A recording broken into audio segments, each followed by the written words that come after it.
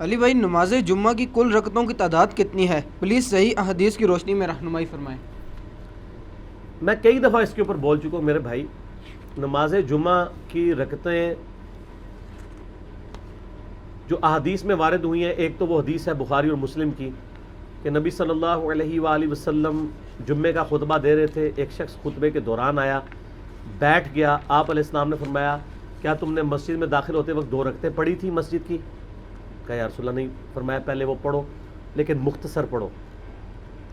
وہ پڑھوائی خطبے کے دوران، تقریر کے دوران، چاہے عربی والا خطبہ ہو چاہے اردو والا، کیونکہ نبی علیہ السلام کی تو تقریر وہی ہوتی تھی، ہم نے علیحدہ کی ہے نا۔ وہ 2 رکعتیں تو نماز سے پہلے ضروری ہیں کم از کم۔ مصنف ابن ابی شیبہ میں سنن کبری البیہقی میں کہ یہ سار ملتے ہیں کہ صحابہ کرام 4 رکعتیں بھی پڑھتے تھے۔ اس کی صحت میں اختلاف ہے، لیکن چونکہ دونوں طرف محدثین موجود ہیں، آپ 4 بھی پڑھ لیں۔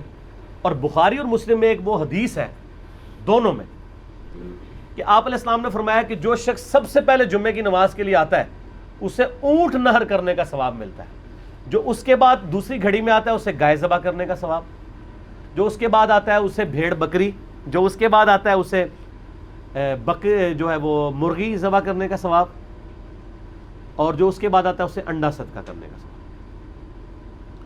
اور جو اس کے بعد آتا ہے فرشتے رجسٹر بند کر دیتے ہیں جب خطیب ممبر پہ چڑھ جاتا ہے اور وہ بھی اس کی تقریر سنتے ہیں، پھر عام جمعے کا ثواب ہے۔ اس میں آگے الفاظ ہے کہ جو جتنا جلدی آتا ہے اس کے بعد جو اللہ توفیق دے تم نماز پڑھو، تو جمعے سے پہلے آپ 100 رکعتیں بھی پڑھ سکتے ہیں جب تک خطیب ممبر پہ نہیں چڑھا ہوا۔ جب خطیب ممبر پہ چڑھ جائے تو بخاری مسلم کے الفاظ ہے پھر 2 سے زیادہ نہیں پڑھنی، اس سے پہلے ہے تو جتنی پڑھے۔ تو جمعے سے پہلے جتنی آپ کو اللہ توفیق دے، اشراق کے وقت سے لے کے آپ پڑھتے رہے۔ پرانے زمانوں میں لوگ جمعہ پڑھنے کے لیے شہروں میں گاؤں ایریا سے آیا کرتے تھے، صبح ہی آ جاتے تھے۔ اب تو خیر ہمارے گاؤں بھی شہر بن چکے ہیں چونکہ قصبے ہیں، اس لیے وہاں پہ جمعے ہوتے ہیں، لیکن فقہ حنفی کے مطابق ان گاؤں میں ابھی بھی جمعے نہیں ہو رہے۔ انہوں نے مجبوراً شروع کروایا ہے، کیونکہ جب اہل حدیثوں نے جمعے شروع کرائے تو لوگ اہل حدیثوں کی مسجدوں میں جانا شروع ہو گئے۔ انہوں نے کہا ہمارا تو ٹھیے ہی پھر خالی ہو جائے گا، انہوں نے زبردستی جمعے شروع کروا دیے، ورنہ حنفی جمعے پڑھنے کے لیے شہروں میں آتے تھے۔ آج حنفی جو جمعے پڑھ رہے ہیں فقہ حنفی کے حساب سے ان کے جمعے کوئی نہیں ہو رہے، ان کو زور ہی پڑھنی چاہیے وہاں پہ۔ ہاں قرآن و حدیث کے مطابق ہو رہا ہے۔ صحیح بخاری میں امام بخاری نے رد کیا ہے کہ نبی علیہ السلام کے مبارک زمانے میں بھی گاؤں کے اندر جمعہ الاؤ تھا، یہ پریفریبل ہے کہ آپ آئیں۔ ہمارے تو آج کل گاؤں قصبے بن چکے ہیں کیونکہ کاروبار زندگی ہے وہاں پہ۔ اور جمعے کے بعد صحیح مسلم میں حدیث ہے کہ جو جمعے کے بعد نماز پڑھے اسے چاہیے 4 رکعتیں پڑھے، چاہے 2 کر کے پڑھ لے چاہے ایک سلام سے، 4 اکٹھی، دونوں طرح ثابت ہے۔ جو جمعے کی بعد والی رکھتے ہیں وہ 4 رکھتے ہیں، 2 کر کے بھی پڑھ سکتے ہیں، اکٹھی بھی پڑھ سکتے ہیں۔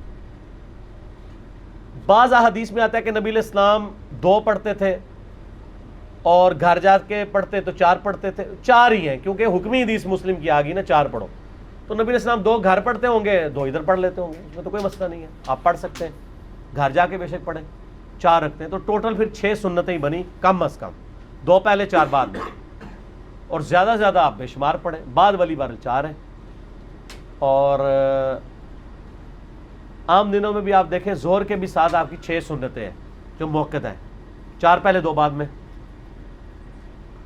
اور بخاری مسلم کی حدیث ہے جو فرض کے علاوہ 12 رکعتیں پڑھے گا اللہ تعالیٰ جنت میں اس کے لیے محل بنائے گا۔ تو یہ 12 رکعتیں جمعے والے دن بھی پوری ہو جاتی ہیں اگر آپ جمعے کے ساتھ 6 رکعتیں پڑھ لیں، 2 پہلے 4 بعد میں، اور زیادہ پڑھیں تو اور بہتر ہے۔ تو جمعے کی رکعتیں ٹوٹل پھر کتنی ہوئی؟ کم از کم 6، ادر دین فرض کے، 2 فرض تو ہیں بیچ میں، یہ نہ ہو کہ فرضوں کا ذکر ہی نہیں کیا، وہ اپنی جگہ موجود ہے۔ یہ رکھتے جب کوئی پوچھ رہا ہوتا ہے نا تو وہ پوچھ رہا ہوتا ہے سنتیں، اور بعض زور احتیاطی بھی پڑھ رہے ہوتے ہیں ساتھ، اس کی کوئی ضرورت نہیں ہے۔ ٹھیک ہو گیا؟